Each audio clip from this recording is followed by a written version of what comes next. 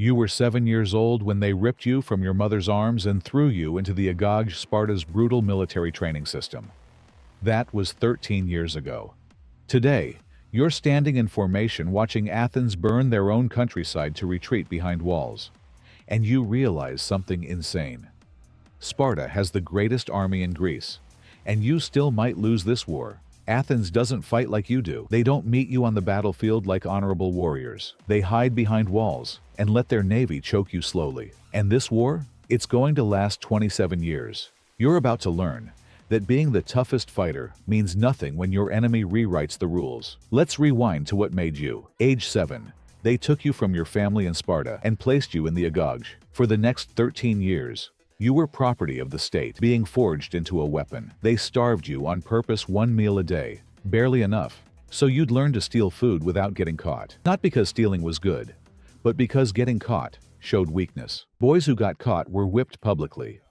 You learned to be invisible, to move silently, to endure pain without sound. You slept outside in winter with no blanket, fought other boys in brutal competitions where broken bones were common, and deaths were ignored. At age 12, you killed your first helot, one of Sparta's enslaved population, during a Sphacteria mission, a secretive rite where young Spartans hunted helots in the dark to keep them terrorized and compliant. By 20, you're not a person anymore. You're a Spartiate, a full citizen soldier. You own nothing. You don't choose your profession. You exist to fight, and Sparta's enemies are finally giving you that chance. Athens has built an empire. They control the Aegean Sea, collect tribute from hundreds of cities, and grow wealthy, while Sparta stays militarily superior but economically stagnant. The tension has been building for years. In 431 BCE, war erupts, the Peloponnesian War, and immediately, you face a problem that challenges everything you know about warfare. Your king, Archidamus II, leads the Spartan army. You're one of about 30,000 hoplites,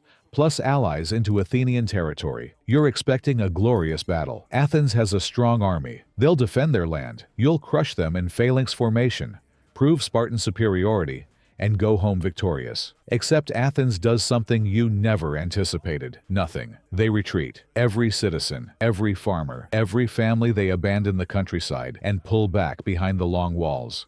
Massive fortifications that connect Athens to its port at Piraeus. These walls are 4.5 miles long and completely protect their supply line to the sea. Your army stands in Athenian fields, and there's nobody to fight. So you do what armies do when there's no enemy. You burn everything. Crops, farms, olive groves that took decades to grow. You destroy it all, trying to bait Athens into battle. They don't come out. Their strategy, designed by Pericles, is simple. Let Sparta burn the land, stay protected behind walls, use their navy to import food from across their empire, and wait for Sparta to get tired and go home. It's humiliating. You're the greatest warrior in Greece, and you're fighting crops. But then something happens that changes everything. In 430 BCE, a plague erupts inside Athens. When you crowd tens of thousands of people behind walls with medieval sanitation, disease spreads like wildfire. Historical accounts describe horrific symptoms: fever, unquenchable thirst, body covered in pustules, people dying in the streets. The plague kills approximately 75,000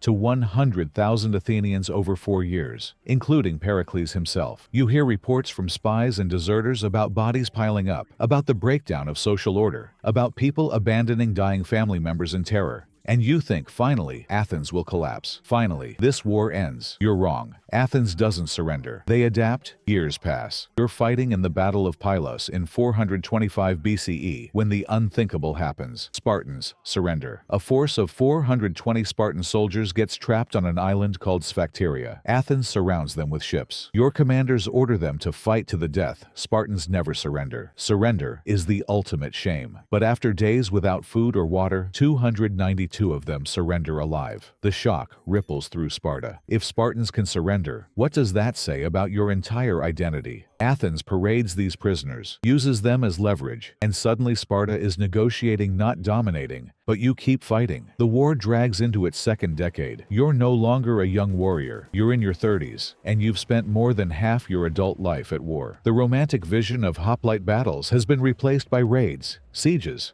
atrocities. In 421 BCE, both sides signed the Peace of Nicholas. Finally, It's over. You go home to Sparta, to the helots who work your land so you can focus on military training, to a society that feels frozen in time while Athens has grown rich and culturally dominant. Peace lasts 6 years. In 415 BCE, Athens launches a massive invasion of Sicily. It's a disaster. They lose 40,000 men and 200 ships. Now, Athens is vulnerable, and Sparta strikes. You're back at war. The war's final phase is different. Sparta has a new weapon: Persian gold. The Persian Empire, which Greece fought together decades ago, is now funding Sparta's navy. With Persian money, Sparta builds a fleet that can challenge Athens at sea. In 405 BCE, you're not even part of the final battle. You're a hoplite. You fight on land. The decisive moment happens at Agoge, where the Spartan navy, commanded by Lysander, destroys the Athenian fleet. Over 160 Athenian ships, captured or destroyed in a single engagement. Athens is finished. By 404 BCE, they surrender. Sparta has won. You've fought for 27 years. You've watched friends die, helots rebel, and be brutally suppressed, and your entire adult life consumed by this endless conflict. Sparta is the dominant power in Greece. But here's the thing: nobody tells you about victory. Sparta doesn't know what to do with it. You're trained to fight, not to govern an empire. Within a decade, Sparta's harsh treatment of former allies creates resentment. By 371 BCE, just 33 years after defeating Athens, Sparta loses the Battle of Leuctra to Thebes and never recovers its dominance. You spent your entire life becoming the perfect weapon for a system that couldn't survive its own success.